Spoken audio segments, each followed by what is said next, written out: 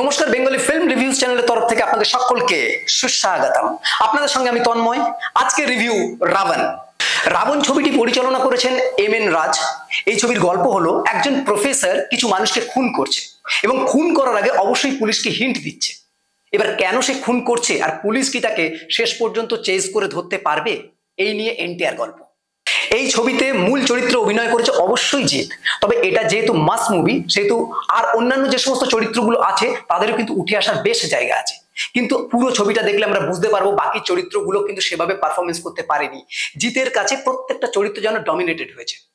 জিতের পারফরমেন্স অসাধারণ, তার স্ক্রিন টাইমিং, স্ক্রিন প্রেজেন্স অসাধারণ। বিশেষ করে যখন তার এন্ট্রি সিন পুরো হল জুড়ে হাততালিতে ফেটে পড়বে। কিন্তু অন্যান্য চরিত্র, যেমন আমি তনুশ্রীর কথা বলি, অ্যাজ এ ক্রাইম ব্রাঞ্চের একজন অফিসার, তার যেভাবে গতি থাকা উচিত, তার যেভাবে পারফরমেন্স হওয়া উচিত, তার যেরকম অ্যাটিটিউড হওয়া উচিত, সেটা কিন্তু তার মধ্যে আমরা পাই না। লহমা এই ছবিতে হিরোইনের ভূমিকায় অভিনয় করেছে, কিন্তু তার অভিনয় খুব খুব খুব বাজে। একটা দৃশ্য আছে যেখানে তাকে খুন করা হবে, সেই দৃশ্যটা দেখলে সত্যি সত্যি আপনাদের হাসি পাবে। কোনো রকম ইমোশনস তার মধ্যে ফুটে ওঠেনি। অ্যাজ এ লাভারও তাকে আমরা খুব ভালোভাবে পাই না। এরপর যদি ডিওপির কথায় আসি, সেখানে দেখা যাবে মানস গাঙ্গুলি কিন্তু অ্যাজ এ ডিওপি বেশ ভালো কাজ করেছে। অ্যাকশন দৃশ্যগুলোকে খুব ভালো করে শুট করা হয়েছে। এবং যদি মিউজিকের কথা বলি, সেক্ষেত্রে গানগুলো কিন্তু ভালো, কিন্তু খুব বেশিক্ষণ মনে রাখার মতো নয়। এবার যদি এই ছবির কিছু পজিটিভ পয়েন্ট আমরা দেখতে চাই, সেক্ষেত্রে বলতে হবে একমাত্র জিৎ হলো এই ছবির কিন্তু একটা মূল পজিটিভ পয়েন্ট। কারণ জিৎ এখানে দুটো চরিত্র, as a Ram, as a Ravan, দুটো চরিত্রকে যেভাবে ক্রিয়েট করেছে, যেভাবে প্লে করেছে, সেটা কিন্তু অসাধারণ, দারুণ লাগে। জিতের প্রত্যেকটা অ্যাপিয়ারেন্স, তার স্ক্রিন প্রেজেন্স, এটা কিন্তু ভোলবার মতো নয়। এছাড়া যদি আমরা আসি ডিওপির কথা, ডিওপি কিন্তু খুব ভালো করে দৃশ্যগুলোকে চরিত্রায়ন করেছে, দৃশ্যগুলোকে সুন্দর করে ফুটিয়ে তুলেছে।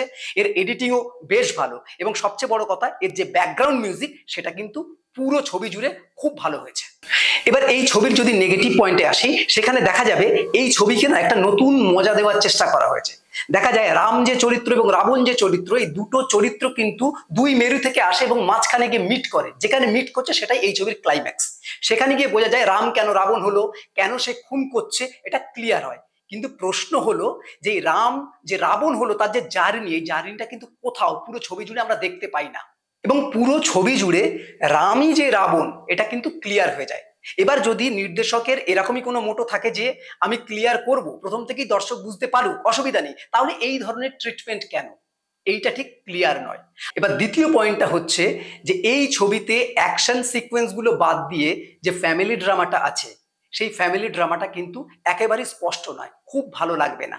এছাড়া লহমার যে প্রেমটা, সেটাও কিন্তু অনেকটাই নাটকীয়। আর প্রিন্সিপাল হিসাবে খরাজ এখানে কিন্তু জোকারের মতো লাগে। এখানে কিন্তু খরাজ যেভাবে হাসানোর চেষ্টা করে, বা অন্যান্য ছবিতে আমরা খরাজকে যেভাবে দেখতে পাই একই রকম ভাবে দেখেছি, কিন্তু এই জায়গাটা, এই ছবির জন্য খরাজকে কিন্তু ঠিক ভালোভাবে মানায়নি। একজন অ্যাজ এ প্রিন্সিপাল এরকম ধরনের তার চরিত্র, এটা কিন্তু ডিজার্ভ করে না। এবং সর্বশেষে একটা কথা বলতে হয় যে এই ছবির ক্লাইম্যাক্সটাও কিন্তু বড়ই দুর্বল, সেইভাবে কিন্তু আমাদেরকে রিলেট করতে পারে না।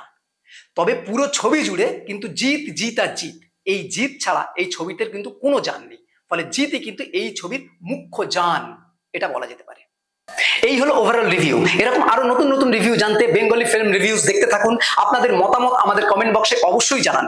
বেঙ্গলি ফিল্ম রিভিউজ সোশ্যাল মিডিয়াতে অ্যাভেলেবেল আছে, সেখানে আপনারা আমাদের ফলো করতে পারেন।